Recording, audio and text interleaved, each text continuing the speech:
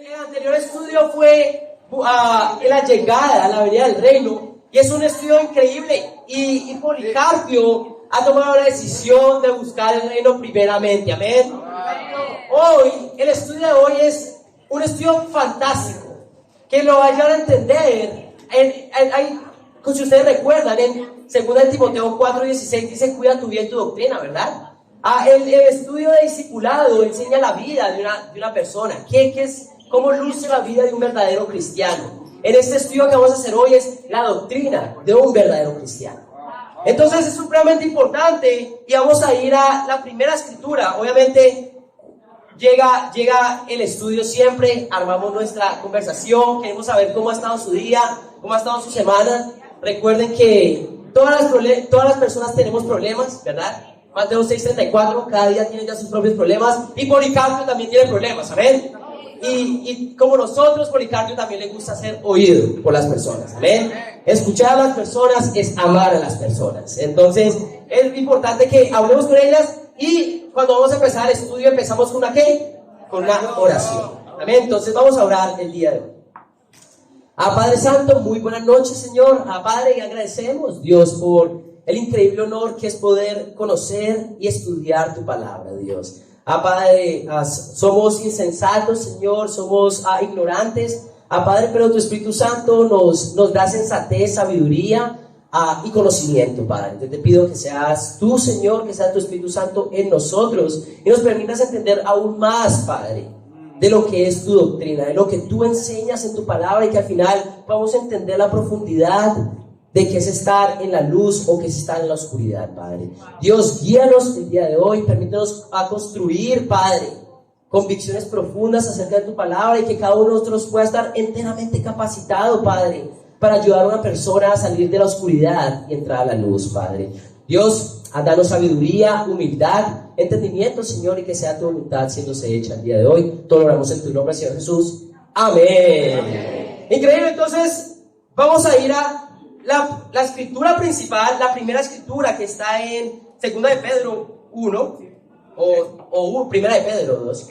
Ya va acá. ¿Cuál es el estudio? Es importante. La pregunta es: tinieblas. Vamos a ir a Pedro, eso es lo que sé. Vamos a ir a 1 de Pedro 2. 1 de Pedro 2, versículo 9. Nuevamente, 1 de Pedro 2, versículo 9, vamos a leer del 9 al 10, y dice así: pero ustedes son linaje escogido, real sacerdocio, nación santa, pueblo que pertenece a Dios, para que proclamen las obras maravillosas de aquel que los llamó de las tinieblas a su luz admirable. Ustedes antes ni siquiera eran pueblo, pero ahora son pueblo de Dios. Antes no habían recibido misericordia, pero ahora ya la han recibido. ¡Wow! Policarpio, pudimos ver en el anterior estudio que era realmente el reino de Dios. Pudimos ver que el reino de Dios es la iglesia, que está compuesta ¿de qué? De discípulos. Acá vemos, eso es nuestra escritura principal, y la primera escritura, Policarpio, y habla, el apóstol le está hablando ¿a quiénes? A los discípulos, y les dice estas cosas: ustedes son linaje escogido, real sacerdocio. Si entendemos, Policarpio, en el Antiguo Testamento, los sacerdotes eran los únicos que podían ver e interceder por el pueblo para el perdón de sus pecados. Pero vemos ahora que el sacerdote principal realmente es Jesús. Y es por medio de Jesús que cada uno de nosotros puede realmente ir a Dios y puede interceder por las personas. Nosotros, literal, podemos ayudar a las personas a estar bien con Dios en el reino de Dios, porque somos real sacerdocio. Amén.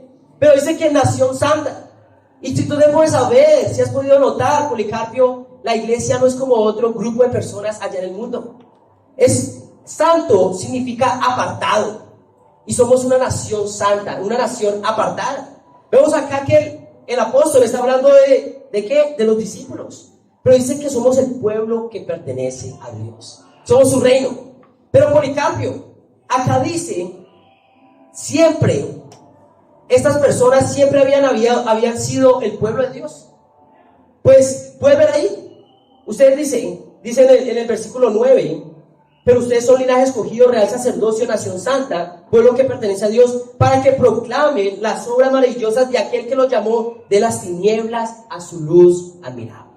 ¿Qué quiere decir esto? Que ellos en algún momento estuvieron en las tinieblas, pero Dios los ha llevado ¿a qué? A su luz admirable. ¿Qué significa eso? Dice en el número 10, ustedes antes no eran pueblo. Cuando una persona está en las tinieblas, no era parte del pueblo de Dios, no era un discípulo, no era parte del reino de Dios. Pero dice, ahora son pueblo.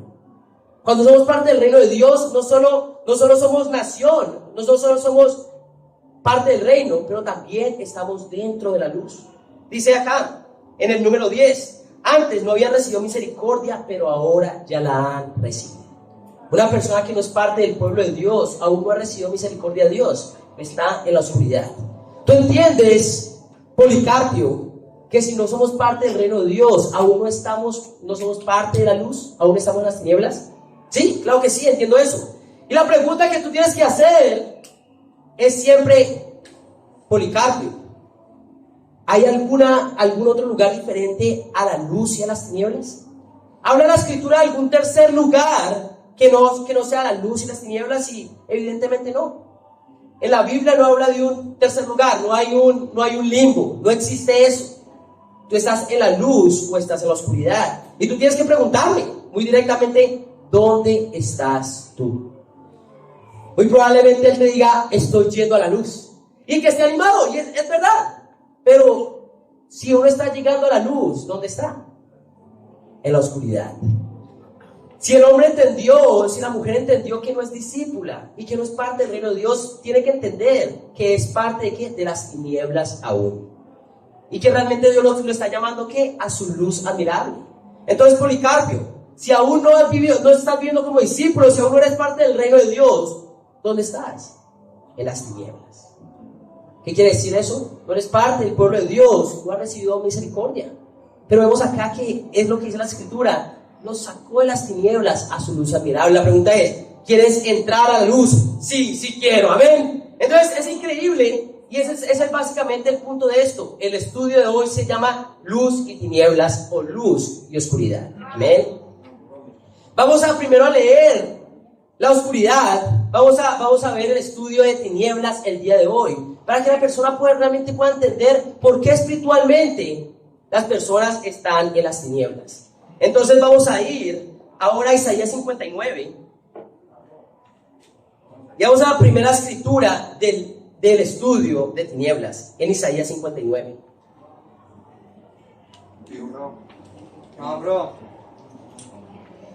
En Isaías 59, vamos a leer versículo 1 y 2. Dice así: la mano del Señor no es corta para salvar, ni es sordo su oído para oír.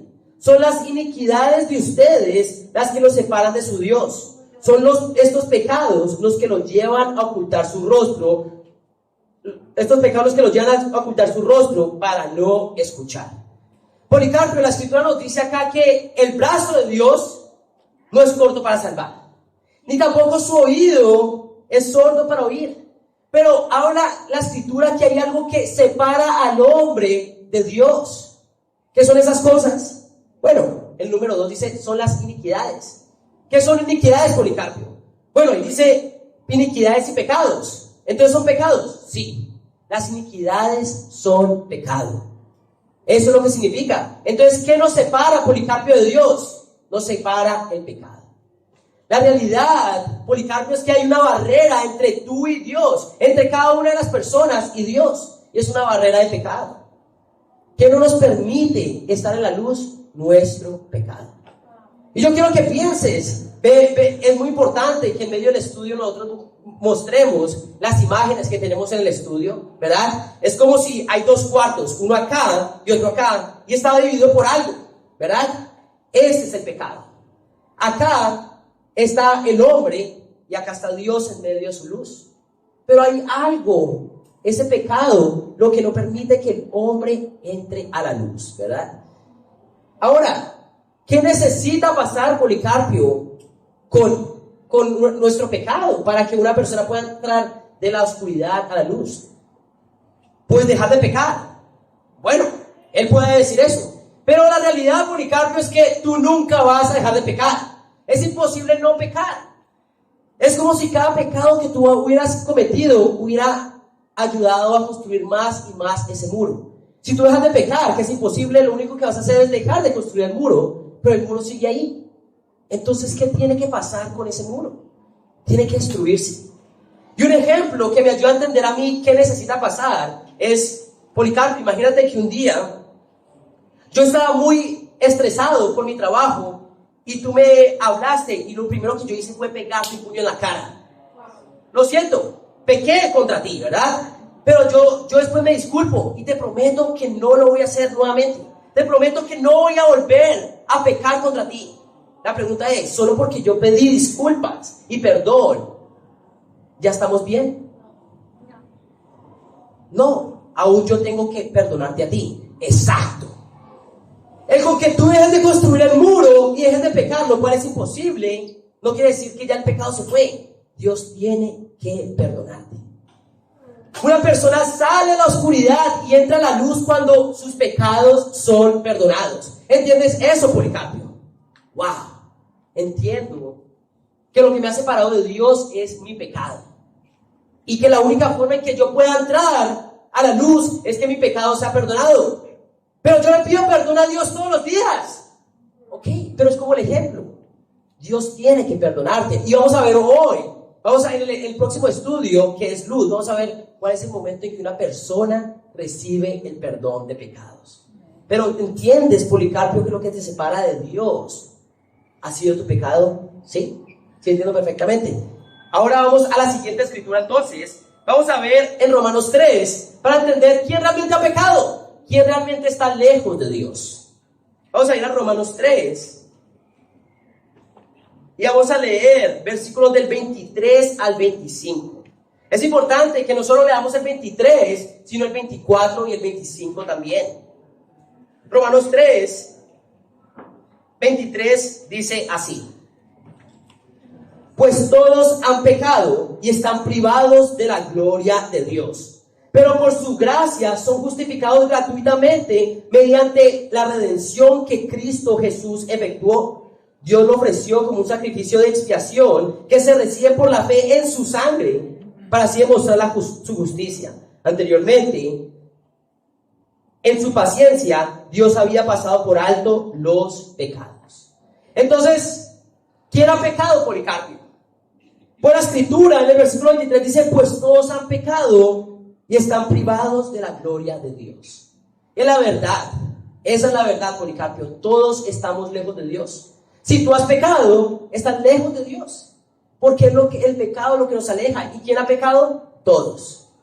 Ponte a imaginarte. Ahora yo quiero hacerte una pregunta, Policarpio. Imagínate que tú lo haces como un buen hombre. Digamos que en tu vida lo único que tú hiciste fue copiar en un examen y te robaste un lapicero porque no tenías cómo responder ese examen. ¿Pecaste? Sí. Ahora imagínate yo por otro lado, no solamente copié, pero soy una persona que en mi casa yo desobedezco a mis padres. Por otro lado está, César. ¿Sí conoces a César? Sí, claro, ese chistosito. Sí, ese. Sí, César, por el otro lado, es un hombre, es un ejemplo nomás, que ha robado a mano armada y una vez apuñaló a una mujer para robarla. Vemos que no es lo mismo, ¿verdad? Pero realmente entre esos tres, ¿quién está más lejos de Dios? Pues César, obviamente, dice Policarpio. Según la escritura, ¿quién ha pecado? Todos, exacto. Entonces, ¿los tres pecamos? Claro que sí. Entonces, ¿quién está destituido de la gracia de Dios? Todos. Si tú has pecado, no importa qué tanto hayas pecado o no, tú estás lejos de Dios. Ahora te voy a decir una cosa: las consecuencias del pecado de César en el mundo van a ser diferentes que mis consecuencias, pero eso es en el mundo. Espiritualmente, el pecado, todos recibimos el mismo castigo, así hayas pecado poco o mucho, según lo que tú piensas. Pero entiendes que todas las personas están destituidos de la gracia de Dios. ¡Wow! Dice Policarpio, veo que sí. entiendo cómo el pecado es lo que nos separa. Y yo he pecado, porque yo he hecho mucho más que eso. Yo he hecho mucho más de lo que tú acabas de decir. Exacto. Pero dice acá, en el mismo versículo 25, en el 24 dice: pero por su gracia son justificados gratuitamente mediante la redención que Cristo Jesús efectuó. Dios lo ofreció como un sacrificio de expiación que se recibe por la fe en su sangre. Entonces, ¿qué es lo que te recibe? ¿Qué es realmente lo que te expía? Lo que te redime de tus pecados, la fe en la sangre de Jesús. Ahora, ¿qué significa eso? Es lo que vamos a ver después. Pero tú entiendes que todos están destituidos de la gracia de Dios, sin importar cuánto o mucho o poco hayan pecado. Entiendo perfectamente. Entiendo que todos estamos lejos. Ok, ahora Policarpio, lo que vamos a ver es qué es pecado. Porque muchas veces podemos decir sí es pecado, pero no sabemos exactamente qué es pecado. Y vamos a ir a nuestra primera lista de pecados que está en Gálatas 5. ¿Cómo te sientes ahora, Policarpio? Bueno, lo importante, familia, en estas escrituras es que él pueda entender que, bueno, ha sido su pecado lo que lo ha alejado de Dios, que realmente es el pecado de cada persona lo que lo aleja de Dios. Ahora en Gálatas vamos a leer el versículo 5, vamos a entender un poco más qué es pecado. ¿Están conmigo, familia? Perfecto. En Gálatas 5 vamos a leer desde el versículo 19, dice así. Vamos a leer del 19 hasta el 21 y dice: así que les digo, las obras de naturaleza pecaminosa se conocen bien: inmoralidad sexual, impureza y libertinaje, idolatría y brujería, odio, discordia, celos, arrebatos de ira, rivalidades, disensiones, sectarismos y envidia, borracheras, orgías y otras cosas parecidas. Les advierto ahora, como antes lo hice, que los que practican tales cosas no heredarán el reino de Dios. Es increíble, Policarpio, porque en el estudio pasado pudimos ver qué es el reino de Dios, qué es ser parte de la iglesia, qué es ser parte de la familia, del pueblo de Dios. Pero dice acá que las personas que practican estas cosas no pueden heredar el reino de Dios. ¿Puede una persona vivir estas cosas, practicarlas y ser parte del reino de Dios? No, ahí dice la Biblia que no es posible. Y realmente, Policarpio, es que yo recuerdo cuando empecé a estudiar la Biblia y mi vida podía haber sido descrita en estos versículos. Y en ese momento es donde tú quieres realmente ser abierto con la persona. Tú tienes que decirle que tú no eres perfecto, que realmente, Policarpio, yo recuerdo haber sido un hombre que era inmoralmente sexual. ¿Qué significa eso? Cualquier acto sexual antes del matrimonio. Si no estás casado, ya sea con un hombre, ya sea con una mujer o sea con un animal. Porque realmente es eso, es inmoralidad sexual, cualquier acto sexual antes del matrimonio. Y yo recuerdo que era un hombre inmoralmente sexual, que buscaba tener relaciones con mujeres antes de estar casado. Es lo que yo buscaba todos los días. Eso es inmoralidad sexual. Pero también dice impureza. Mi vida está llevada de impureza, y la impureza va desde los pensamientos impuros hacia una persona, ¿hasta qué? Pornografía o masturbación. Cuando estás pensando en las cosas, en un acto sexual, con cualquier persona, o simplemente estás actuando para satisfacer tus propias necesidades sexuales, ya sea como sea, es impureza. Y eso era yo. En masturbación y pornografía, esa era mi vida. Pero también dice acá, impureza y libertinaje. Libertinaje es cualquier cosa hecha en exceso. Desde estudiar, si está haciendo en exceso, o trabajar, si está haciendo en exceso y no te está permitiendo vivir una vida donde tú puedes suplir para tu familia emocionalmente o en tu relación con Dios, es pecado. Cualquier cosa que estés haciendo en exceso es pecado. Y ese era yo, un hombre que por 4 horas hacía ejercicio todos los días. ¿Pero qué? No tenía tiempo para Dios, no tenía tiempo para compartir mi fe, no tenía tiempo para estar en estudios. ¿Por qué? Porque mi vida era simplemente libertinaje, de vivir mis cosas, de estar en el gimnasio 5 horas al día o hacer ejercicio. Idolatría, cualquier cosa que se pone encima de Dios. Obviamente, yo sé que ninguno de nosotros en el siglo XXI se levanta, saca su ídolo de madera y comienza a rezarle a él. Hay personas que sí, pero ahorita muy pocas, ¿amén? Pero idolatría es poner cualquier cosa por encima de Dios. Y muchas personas pueden poner a su familia por encima de Dios. ver más por su familia que por su propia relación con Dios. Tu trabajo, tus estudios, es cualquier cosa que pones encima de Dios. Y está el resto, esta brujería del horóscopo y todas estas cosas que realmente no son de Dios. Pero brujería también viene de la palabra griega farmaquía. ¿Qué es farmaquía? El uso, ¿en qué se parece farmaquía? Fármaco.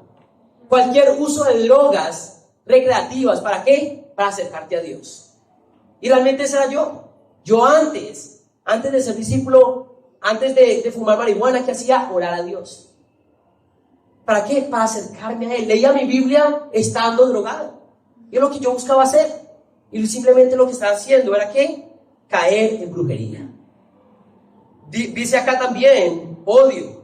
Odio es cualquier sentimiento negativo, pero no solo odio es sentimiento negativo. Odio también puede ser simplemente que no te importa una persona. Cuando no le importa, simplemente puedes ver a una persona sufriendo y a ti es ¿qué? Indiferente. Eso es odio. Así no sientan nada en contra de la persona, está siendo indiferente ante la necesidad de las personas. Eso es odio en nuestro corazón. Que también habla discordia, celos.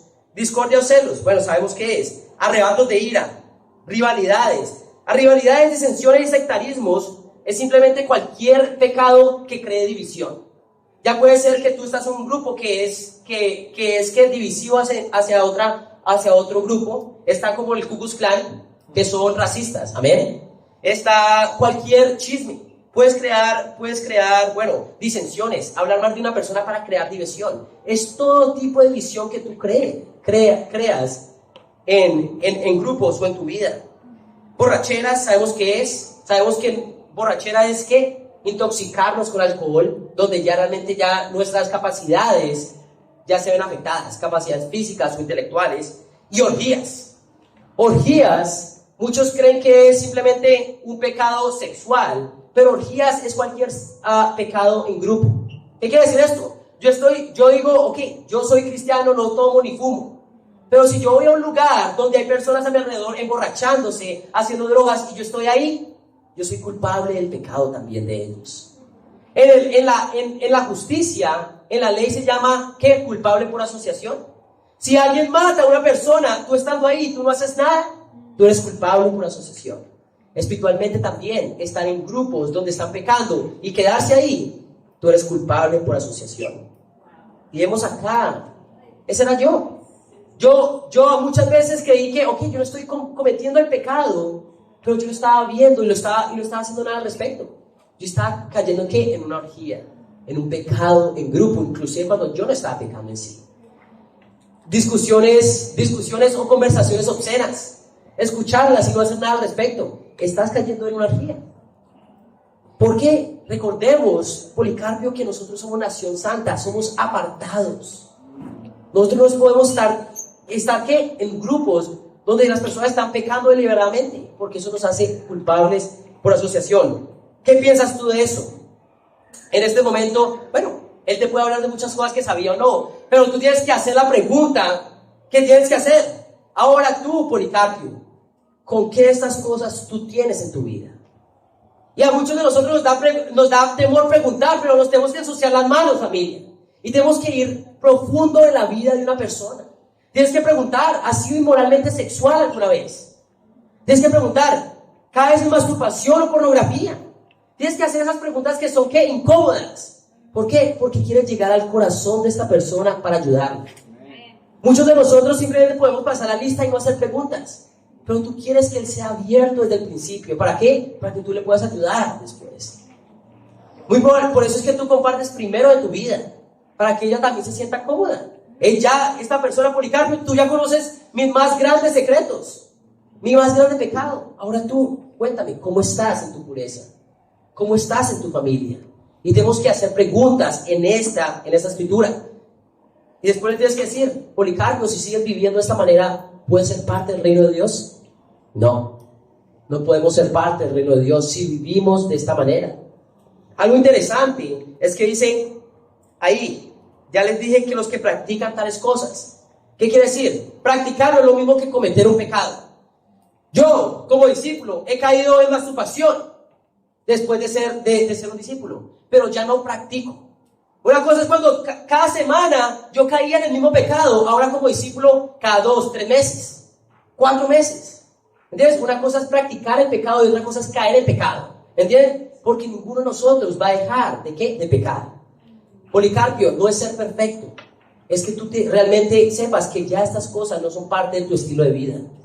Una cosa es practicar y otra cosa es pecar. ¿Entiendes la diferencia? Entiendo, y eso me llena de esperanza porque sé que puedo cambiar. Amén, Policarpio. Vamos a ir a otra escritura entonces, que está, otra lista, que está en 2 de Timoteo. 2 de Timoteo, capítulo 3, versículo 1 al 5. Dice: ahora bien, ten en cuenta que en los últimos días vendrán tiempos difíciles. La gente estará llena de egoísmo y avaricia. Serán jactanciosos, arrogantes, blasfemos, desobedientes a los padres, ingratos, impíos, insensibles, implacables, calumniadores, libertinos, despiadados, enemigos de todo lo bueno, traicioneros, impetuosos, vanidosos y más amigos del placer que de Dios. Aparentarán ser piadosos, pero su conducta es mentirá el poder de la piedad. Con esta gente ni te metas. ¡Wow! Policarpio, siéndote sincero, al momento en que yo empecé a estudiar la Biblia me decía que no se metieran con gente como yo. Eso es lo que me decía la Biblia, que la manera en que yo estaba viviendo no era digno ni siquiera de meterse con estas personas. Y este era yo. Nuevamente, tú sé abierto con lo que luchabas. Jactancioso, egoísta, traicionero, vanidoso y más amigo del placer que de Dios. Esa era mi vida. Ahora tú tienes que hacer la misma pregunta. Ahora tú, Policarpio, ¿con qué luchas en estas cosas? ¿Qué son las cosas que tú aún sigues practicando de esta? ¿Entiendes que todas estas cosas te han alejado de Dios y te han llevado a las tinieblas? ¿Sí? Y ahí es donde tú tienes que aprender a conectar el pecado de la persona, ¿con qué? Con el hecho de que por eso es que está en la oscuridad. Por eso es que tú y yo estamos en la oscuridad, porque estamos practicando todas estas cosas. Le puedes explicar, puedes preguntarle, ¿entiendes qué es cada una de estas palabras? Es necesario que tú sepas qué significan cada una de estas palabras. ¿Sabes qué es despiadado? ¿Sabes qué es impío? Tienes que saber qué estás enseñando para decir a una persona qué es realmente pecado y qué no es pecado. Muchas personas allá afuera, muchas iglesias dicen que usar cierto tipo de ropa es pecado. Y no. Tenemos que entender qué realmente la Biblia llama pecado y qué no llama pecado y por qué algo es pecado o por qué algo no es pecado. Pero tú tienes que tener convicción de qué es pecado y qué no. Y ahí es donde tú le haces las preguntas a Él y quieres ir profundo acerca de su pecado. Amén. Siguiente escritura está en Santiago 4. Santiago 4, versículo 17. Y a mí me gusta decir, ahora, Policarpio, hemos leído dos listas hasta ahora. 2 listas de pecado de comisión. Una es más de acción y la otra es más del corazón. Si te pudiste dar cuenta, jactancioso, vanidoso, no es algo que tú puedas ver en la acción de una persona, pero en el corazón de una persona. Ahora vamos a ir a la lista más larga de todas, que está en Santiago 4, 17. Déjenme saber cuando estén ahí conmigo, familia. Amén. Santiago 4, 17 dice así: así que comete pecado todo el que sabe hacer el bien y no lo hace. Él se quedará como, ¿qué? Esto es muy corto. Es el versículo más corto. Pero sí, es el versículo más corto, pero la lista más larga, Policarpio. ¿Por qué? Porque todos los días que una persona escoge no ser un discípulo, está pecando en esta manera. ¿Cuántas veces has sabido que tú tienes que compartir la fe y hacer discípulos si no lo has hecho? ¿Cuántas veces sabías que todos los días tenías que ir a Dios y buscar de Él y no lo has hecho? Es realmente cada día, y es mi convicción, cada día que tú decides de vivir sin ser un verdadero discípulo, es un día que estás pecando por omisión, porque sabes hacer lo bueno y no lo haces. Y tienes que entender, Policarpio, que el vivir como no discípulo es escoger ¿qué? Pecar todos los días, porque estás dejando de hacer lo que tú sabes que tienes que hacer. Por eso, Policarpio, entiendes que por eso es que estamos en la oscuridad. Entiendes que por eso, no solo por lo que has hecho, sino por lo que no has hecho, nos ha alejado de Dios. ¡Wow! Sí, Juan Carlos, entiendo cómo dejar de actuar de la manera que yo sé que la Biblia me está llamando a actuar y no hacerlo es pecado. Ahora la pregunta es, Policarpio, ¿quieres empezar a vivir como un verdadero discípulo? Claro que sí, porque quiero estar en la luz. Increíble, Policarpio. Ahora vamos a ver, ya viste que nos ha alejado de Dios. Pero ¿tú sabes qué? ¿Qué mereces tú? ¿Qué merezco yo por todos estos años que hemos vivido sin ser discípulos? Vamos a ir a Romanos 6. Romanos 6. Vamos a leer versículo 23. Dice así, Romanos 6, 23. La escritura dice: porque la paga del pecado es la muerte, mientras que la dádiva de Dios es vida eterna en Cristo Jesús nuestro Señor. ¿Tú sabes qué es una paga? ¿Sabes qué significa pagar? Bueno, ¿tú has trabajado alguna vez, Policarpio? Sí, he trabajado. ¿Y qué es lo que te dan al final de tu trabajo? Una paga, ¿verdad? ¿Qué es lo que mereces tú, Policarpio, por todos los años de arduo pecado? La muerte. Eso es lo que tú y yo merecemos, por arduamente pecar todos los días, como no discípulos, como sin recibir aún el perdón de Dios. ¿Qué merecemos tú y yo? Merecemos la muerte. Eso es lo que tú y yo merecemos. ¿Entiendes eso? ¡Wow! Es muy fuerte. Porque me doy cuenta que todo esto que yo he hecho simplemente me ha hecho ganarme una cosa: la muerte. Exacto, Policarpio. Y básicamente acá habla de la muerte espiritual. Y esto es lo que tú y yo nos merecemos por todos esos arduos años que hemos pecado. Ahí tú le preguntas cómo se siente. Y después de que él comparte, dice: pero yo quiero animarte, porque el mismo versículo dice: porque la paga del pecado es muerte, mientras que la dádiva de Dios es vida eterna en Cristo Jesús nuestro Señor. Amén. ¿Tú sabes, Policarpio, qué es una dádiva? Dádiva es un regalo inmerecido. No sé si alguna vez te ha pasado que te han dado algo que no mereces. A mí me ha pasado muchas veces. Recuerdo muchas veces que mi papá no me castigó cuando merecía castigarme. Recuerdo muchas veces que mi esposa se podía haber puesto muy enojada por algo que yo hice, pero no se enojó. Y la dádiva es eso, es un regalo merecido. ¿Cuál es la dádiva de Dios? La vida eterna en Cristo Jesús. Por eso hoy entiendes, Policarpio, que todo tu pecado te ha traído a la oscuridad. No solo simplemente lo que has hecho, sino lo que has dejado de hacer. ¿Entiendes? Y ahora vamos a ver, Policarpio, la dádiva de Dios. Por eso vamos a entrar al estudio de luz.